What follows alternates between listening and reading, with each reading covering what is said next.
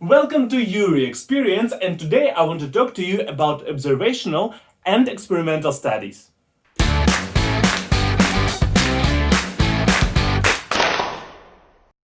In the last video, we prepared ourselves for today's video. We talked about causation, correlation, what is the meaning, what are the differences, and why it is important for our understanding of news and new information that comes to us. And since we are prepared today, we can talk about experimental and observational studies, because in order to understand the difference, or rather why do we need both of these studies, you need the understanding of the concepts of correlation and causation. That is why if you didn't watch the previous video, please do it prior to this one, the link is in the description. Studies. Most of the news that you can see everywhere are based on studies, based on some statistics which are kind of studies or information collection, and every time you hear something new and great happened in the world of science, that happens because of some studies. In terms of collecting information, there are two main kinds of studies: observational and experimental studies. And you need to know the difference, because the weight of that information is different, although it is represented kind of same by media. So first, basic definitions. Observational studies are studies where you just observe the subject. You do not change the behavior, you don't influence the behavior. You observe how subject lives its life and try not to influence it, and try to find out whether your assumption, your theory is true, and whether you can find any kind of correlation. Experimental studies are studies where you intentionally change the behavior or environment of the subject, and you try to do that in such an order where it makes sense in connection to your theory, so you can prove or disprove any fact, any assumption, any theory, and you try to find a causation. If you listen carefully, you heard the words correlation, causation in the definition. Observational studies will only allow you to prove correlation, whereas experimental studies can allow you to prove causation, although they don't do it all the time. In terms of similarities, we shall start from starting conditions, and here we are talking about samples, about people who are participating in studies. We shall find as many people, as many samples, as many subjects as we can. The more the better, because through the big amount we reduce the probability that our assumption will be false positive. So we proved it, but it's actually not true, because we tested way too little amount of people. 2 points here. First, if you see a study which doesn't have a lot of samples, doesn't have a lot of tests and experiments, if study just observed 10 people, then that is not a qualitative study. I wouldn't make an assumption or a theory or spread information based on this study.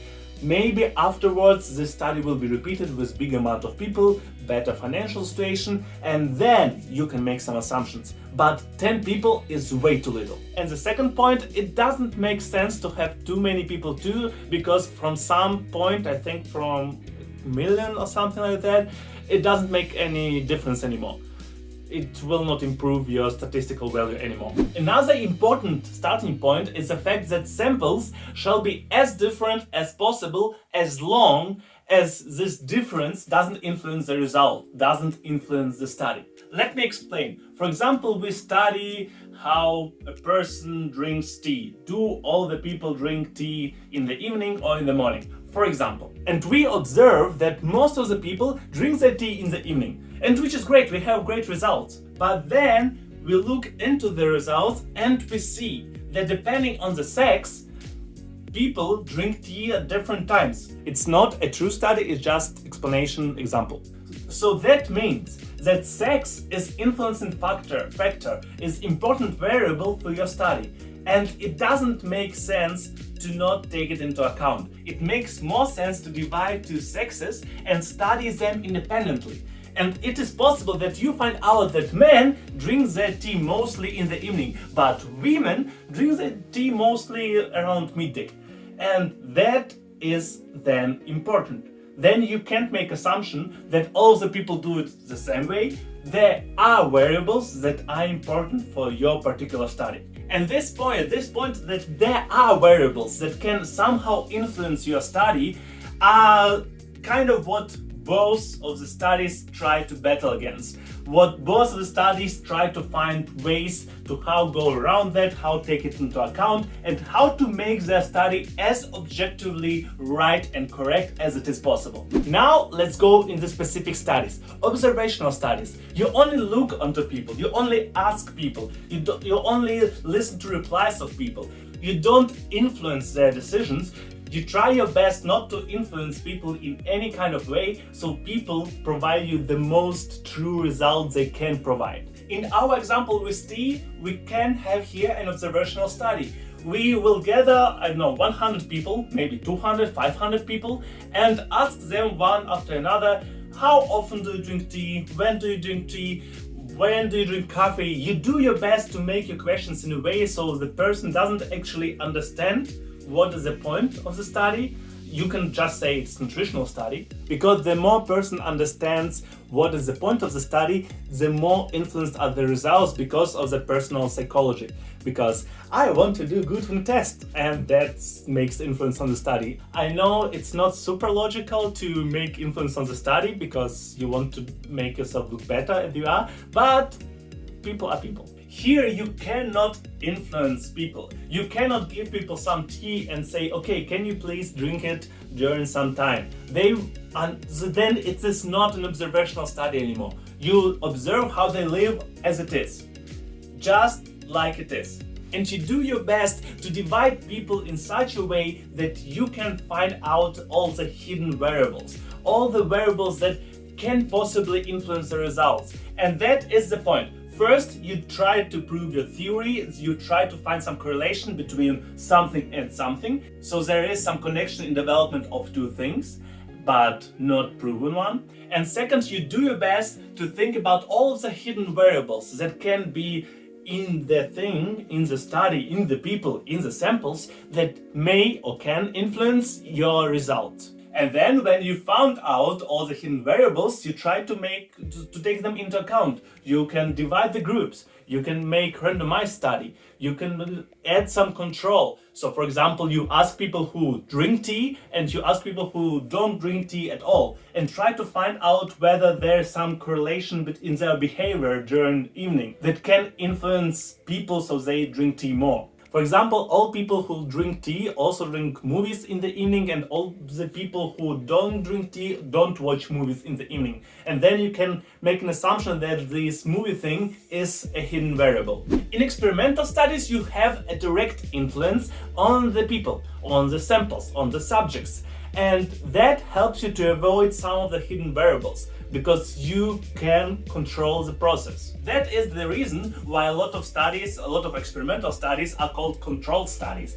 because you control the environment, you control people or samples or subjects as much as you can, and you control the substance or the theory that you prove. That you are trying to prove. You are in control of everything. The most important factor here is to influence only one variable. So if you have a lot of hidden variables in observational studies because you don't influence the life of the person, then since we have a control situation here, you can do your best to change only one variable in person's life. So each person or each sample, each subject of the study will not change anything in their life during the period of the study, except for one thing. That is the point of the study. So they will take some substance, or will get some treatment, or will observe something, or will do something, and that is the only thing, the only change in their life in comparison to what happened in their life prior to that point. Still, because of different psychological things, especially humans will not provide perfectly objective results if you just leave it at that. If you will just do controlled studies, if you will do your best to control the environment of people, because humans are humans and you cannot control everything. And also psychological influence is different. Some people will just not do what you are saying them to do, and that will influence the results too. In order to reduce the probability of these hidden variables in experimental studies, First, people do blind studies or double-blind studies where people don't really know whether they get treatment or they don't get treatment or a new substance or whatnot. Some of the people get it, some other people get placebo, or so they don't get the same stuff. And in double-blind studies, researchers who talk to participants don't know who got what, who got the real thing, who got placebo. Also, we have randomized studies where people are picked to different groups and random, and that increases the probability that everything is good, no hidden variables. And also in some studies people are getting paid, which increases the probability that people will actually follow the rules of the experiment.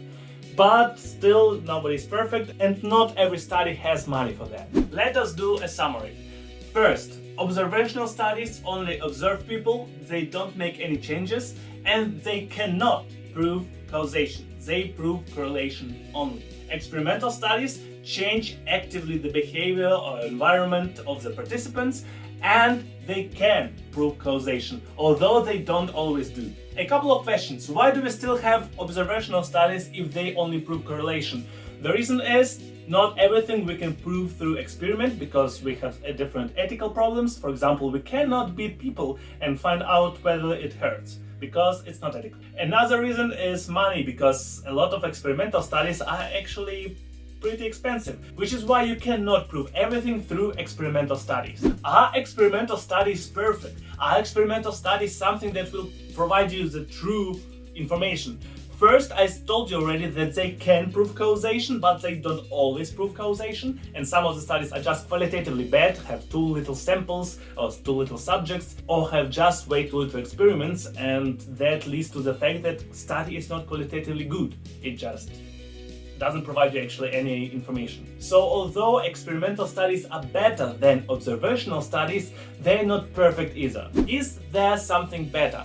Definitely yes. For example, there are meta-studies. These are studies where people sit down and take other studies and combine their results. They look into different studies, in different amount of studies onto the same topic, and try to find out whether this topic is actually true, whether the assumption is actually true, whether there is some causation or there isn't. The point is, there is kinda high probability that a couple of studies will have different results, and these meta-studies kinda look in all of them and try to find out which of them can you trust and which not, and whether there is actual causation, at least with high probability or with lower probability. So anyway, qualitative meta-studies are better than experimental and observational studies. Why do I tell you all this information? Because recently I found a lot of papers with studies information which is kind of bullshit, or these studies are bad, or people make assumptions out of their studies although there's no assumption to make out of it.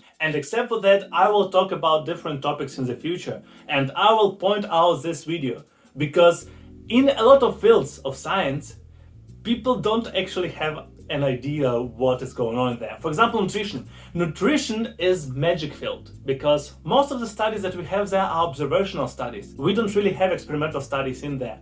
So a lot of our talks about nutrition are assumptions.